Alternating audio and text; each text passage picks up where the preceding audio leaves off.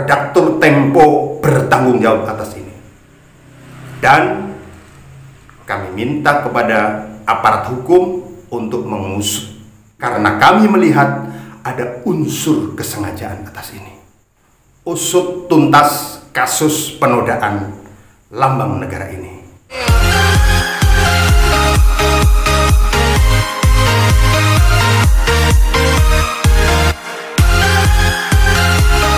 Assalamualaikum warahmatullahi wabarakatuh. Bismillah, alhamdulillah, wassalatu wassalamu ala rasulillah wa ala alihi wa ashabihi wa mawalah, la hawla wa la quwata illa billah.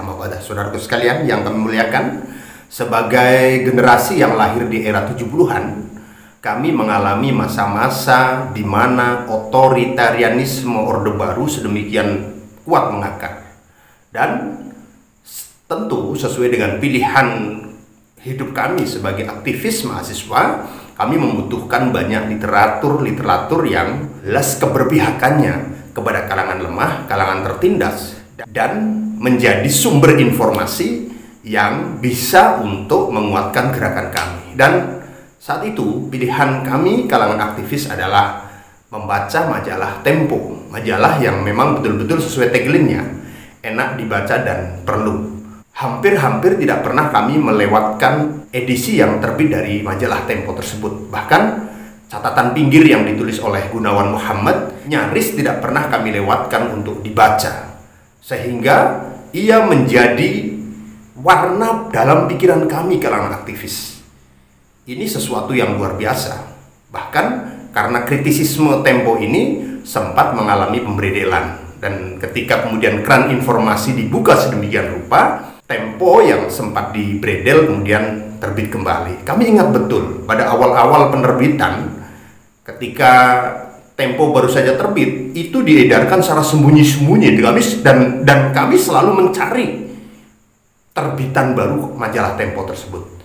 Karena apa? Ia menjadi oase yang sangat kami butuhkan. Tetapi akhir-akhir ini, pertama setelah betul-betul bagaimana rakyat memiliki mandat yang penuh atas negeri ini, apalagi pada pemerintahan Jokowi ini, kami memandang Tempo tidak lagi menjadi oase penyejuk bagi kami yang berada di pihak rakyat banyak, yang berada pada kepentingan untuk membela kelompok-kelompok mustadafin atau kelompok lemah dan dilemahkan. Bahkan terkesan sekali majalah Tempo ini menjadi majalah yang beberapa kali covernya ini terkesan nyinyir kepada personal, tidak kepada pemerintah secara umum, tetapi kepada Presiden Jokowi. Bahkan ada edisi di mana sampul Tempo kami pandang menghinakan simbol negara, presiden yang lahir dari rakyat, yang didukung oleh rakyat, berasal dari kalangan kecil yang tidak pernah terlibat dalam gerakan-gerakan otoritarianisme dan pelemahan masyarakat secara umum, yakni Presiden Jokowi, di mana pada saat itu majalah Tempo menampilkan cover bergambarkan Presiden Jokowi dengan selet berupa Pinocchio. Ini ya awalnya terus terang kami agak marah dengan cover tersebut, tapi pikir-pikir buat apa marah. Nah, kemudian sampai dengan detik hari ini, Tempo kami pandang sudah tidak lagi berada pada kepentingan banyak untuk penguatan rakyat, penguatan civil society, tetapi Tempo sering menampilkan suara-suara orang yang bersifat nyinyir terhadap pemerintah. Pada edisi 31 Agustus 2020, hari kemarin misalnya, dengan tajuk Petaka Kenormalan Baru, Tempo membuat sampul di dalam koran Tempo yang menurut saya ini sudah tidak sekedar kritik, tetapi ini karena yang digambar adalah gambar lambang negara Garuda Pancasila. Kita lihat pada sampul tersebut tidak semata-mata nalar kritis yang dikembangkan, tetapi sudah mengarah kepada pelecehan lambang negara. Bagaimana lambang negara yang digambarkan gagah seperti ini, Garuda Pancasila, berwibawa dengan warna-warna yang juga semua memiliki makna, tiba-tiba kemudian atas nama kreativitas, tiba-tiba kemudian digambarkan seperti ini. Ada empat hal yang saya kira perlu kami kritisi dan kami anggap yang dilakukan Tempo ini sudah merupakan pelecehan terhadap lambang negara. Pertama, kita lihat pada kepala Garuda Pancasila. Lambang Garuda Pancasila yang benar, kepalanya adalah mendongak ke kanan. Kanan ini adalah keberpihakan. Keberpihakan kepada nilai-nilai kebenaran. Keberpihakan kepada nilai-nilai yang diyakini bahwa baik itu oleh agama maupun tradisi, kanan itu adalah simbol kebenaran. Kalau di dalam agama Islam ada ashabul yamin, sisi kanan, ada ashabus simal. Kalau di dalam cerita perwayangan ada cerita Pandawa yang itu di sebelah kanan beserta dengan pendukungnya yang baik-baik, dan ada cerita Kurawa yang itu ditempatkan di sebelah kiri beserta dengan pendukungnya, buto-butonya, yang itu merupakan personifikasi dari sesuatu yang tidak baik. Gambar Garuda dilambangkan dengan kepala menengok ke kiri. Ini bagi kami adalah pelecehan, karena seolah-olah Indonesia ini sudah mengarah kepada jalur kiri. Kiri, walaupun tidak semua yang kiri itu adalah jelek, tidak semua, tetapi personifikasi kiri adalah personifikasi yang jelek, personifikasi yang menjadi musuh bersama. Bisa kiri komunisme, bisa kiri adalah golongan-golongan yang tidak baik. Di dalam memulai satu hal, kita juga diajarkan untuk memulai dengan makan dengan tangan kanan, masuk ke rumah diawali dengan kaki kanan, dan lain-lain. Sementara kalau ke kiri itu di dalam tradisi kita itu masuk ke WC pakai kaki kiri, kemudian cebok pakai kaki kiri. Pertama saya melihat dengan menggambarkan Garuda Pancasila ini menengok ke kiri, ini sudah merupakan pelecehan atas simbol negara. Yang kedua, digambarkan pada karikatur koran Tempo ini bagaimana paruh Garuda dan kaki Garuda ini berwarna biru tua. Biru tua ini kurang lebih adalah warna mayat, padahal aslinya adalah warna kuning yang melambangkan kebesaran, yang melambangkan keagungan, dirubah menjadi warna coklat. Sesungguhnya kaki Garuda maupun paruh Garuda itu melambangkan keteguhan dan kekuatan, karena memang burung Garuda ini memiliki kemampuan untuk mencengkeram dengan kuat, baik ia dengan kakinya maupun dengan paruhnya. Dan pada sampul koran Tempo ini digambarkan paruhnya sudah berwarna biru tua, kakinya sudah berwarna biru tua, ia sudah tidak memiliki kekuatan. Ini tentu menurut saya, kalau kemudian kaitkan dengan kemampuan pemerintah untuk mengendalikan pandemi corona berbanding dengan negara-negara lain di dunia, Indonesia ini masih jauh lebih baik. Kita lihat misalnya di Eropa, di Amerika, bagaimana positif corona ini sedemikian besar sampai terjadi kekacauan yang luar biasa. Tetapi di Indonesia, kekacauan akibat pandemi ini belum sampai kepada akar rumput. Dan pemerintah menurut kami sudah berjalan pada arasnya secara benar. Jadi yang kedua, kami pandang merubah warna paruh dan kaki Garuda dengan warna biru ini juga merupakan pelanggaran. Yang ketiga, pada bulu-bulunya. Kita lihat pada karikatur yang dibuat oleh koran Tempo ini, bulu Garuda berserakan. Padahal masing-masing jumlah bulu di dalam lambang Garuda Pancasila ini memiliki makna yang berbeda-beda. Misalnya bulu pada sayap ada 17, melambangkan tanggal 17 Agustus, tanggal di mana proklamasi kemerdekaan Indonesia dibacakan.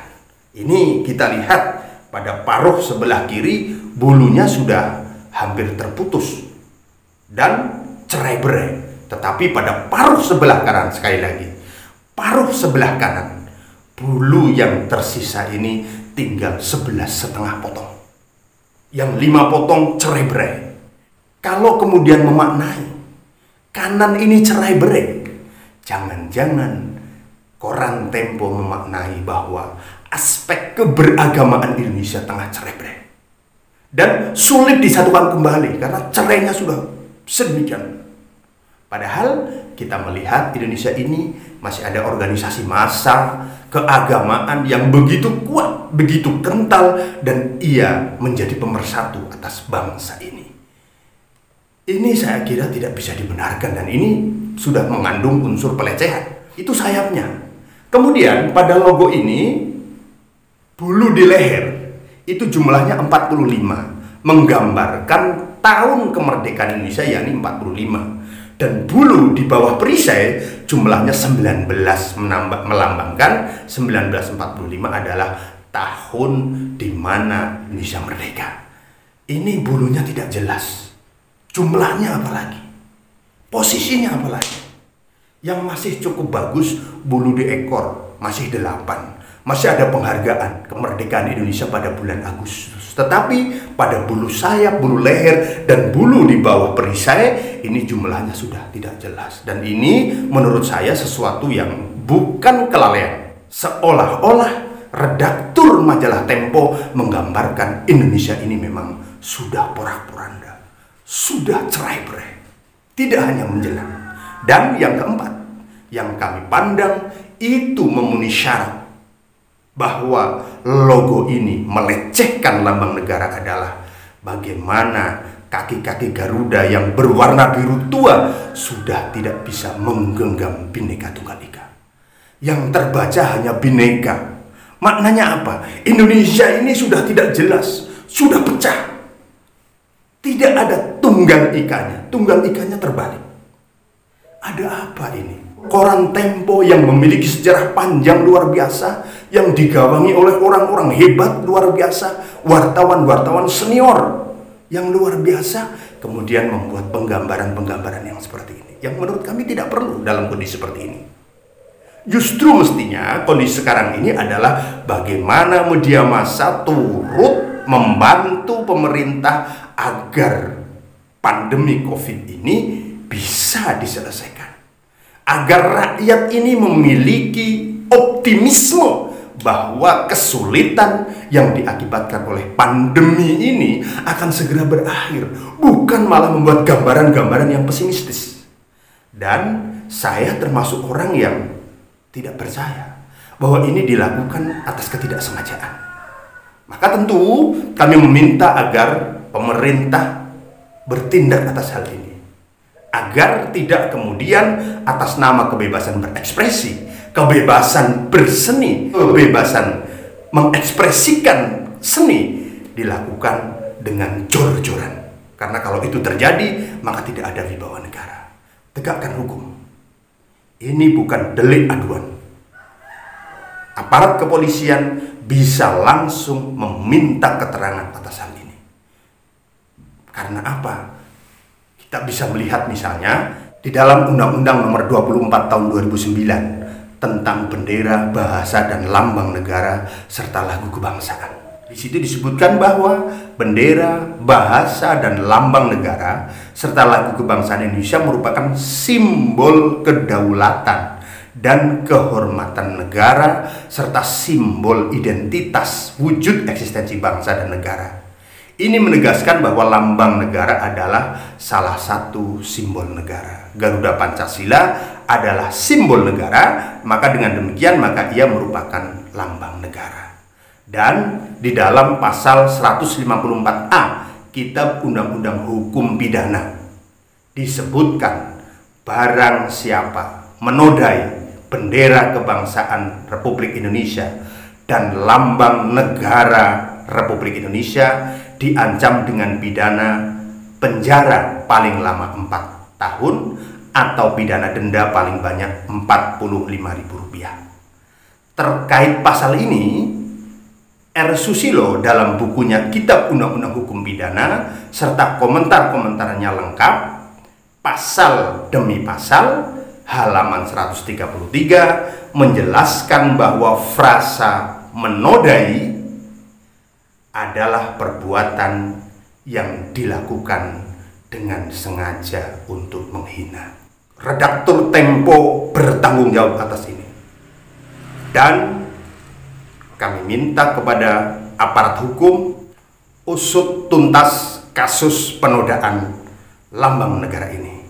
Kami berharap redaktur koran Tempo ke depan lebih selektif, lebih jeli, lebih peka, dan tidak semata-mata mengejar rating, kemudian melupakan lambang identitas negara. Terima kasih. Wassalamualaikum warahmatullahi wabarakatuh.